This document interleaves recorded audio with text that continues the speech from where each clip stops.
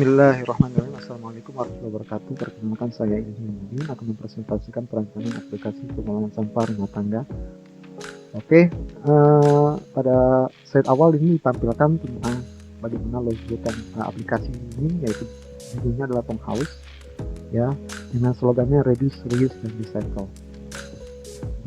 Nah, aplikasi ini atau perancangan ini adalah untuk memenuhi tugas besar mata kuliah UI UX Desain Universitas di Nusantara oleh saya sendiri perancangnya, yaitu Ilham Mudin, dengan dosen pembimbing sekaligus dosen penampu mata kuliah UI UX Design, yaitu Bapak Muhammad Faslia, STMMSI. Nah, latar belakang dari pembuatan perancangan aplikasi ini, yaitu yang pertama adalah masalah pengelolaan sampah rumah tangga yang masih kurang maksimal, yaitu sehingga akan menyebabkan banyak sekali dampak-dampak negatif, ya, baik itu dari lingkungan yang kurang sehat, kemudian pemandangan yang kurang baik, ya, kemudian baik itu polusi udara, darat maupun air.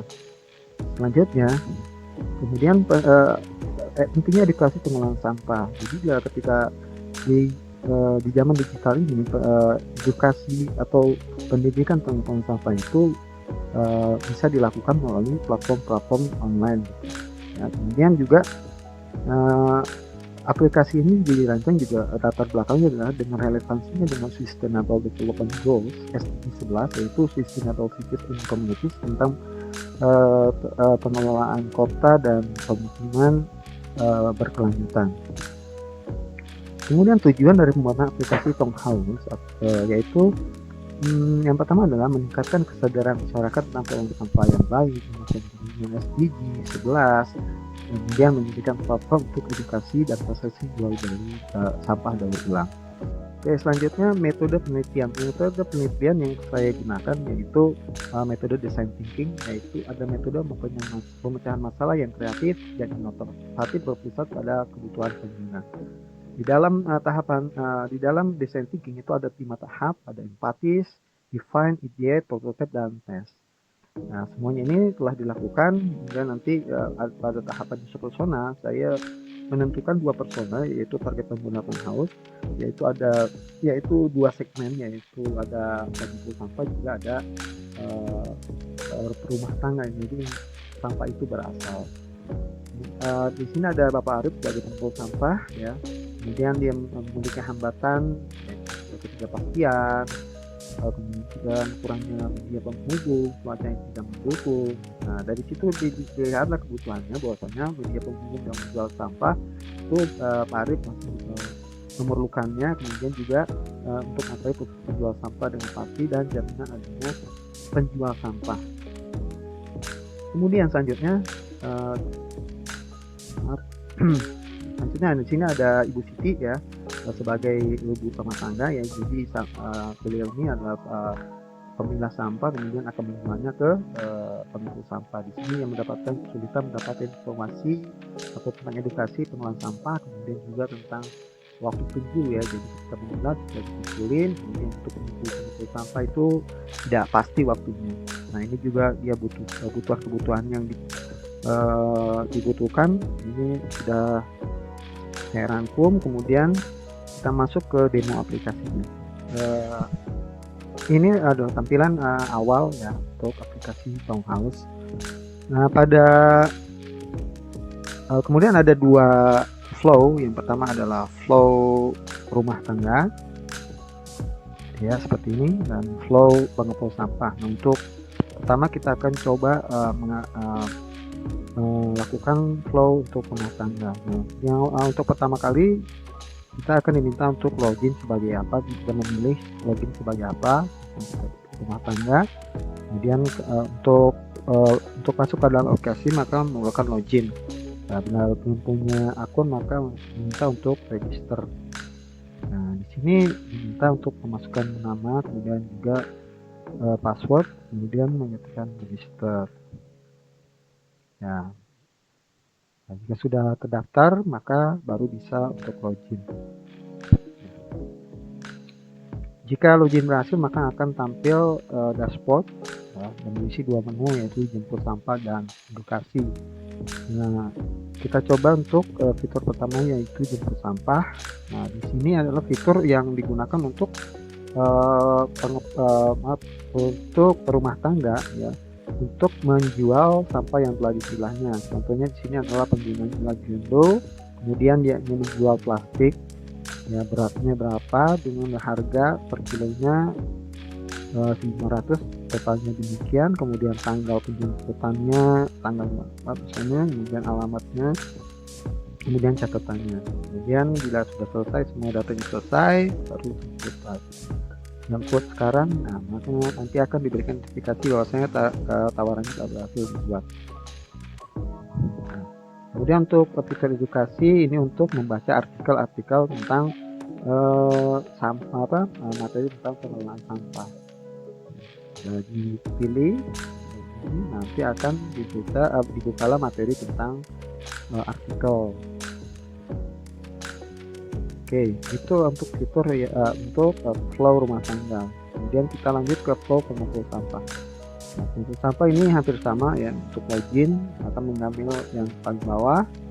Ya, kemudian untuk login harus tetap menggunakan password dan username yang login.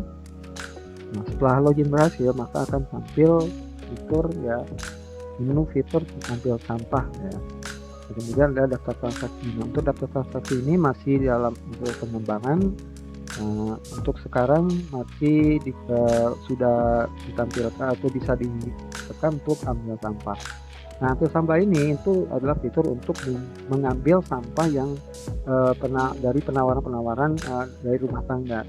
Nah, jika dipilih, maka nanti akan tampil daftar tawaran-tawaran sampah yang berasal dari rumah tangga. Seperti tadi contohnya adalah yang telah dibuat oleh Jundo ya. Nah, dipilih itu nanti akan daftar dari tawaran atau detail dari penawaran itu akan tertampilkan, kemudian bisa kalau sudah sesuai maka bisa diambil atau tawaran diambil. Nah, jika berhasil maka nanti akan ditampilkan notifikasi bahwa transaksi telah dilakukan.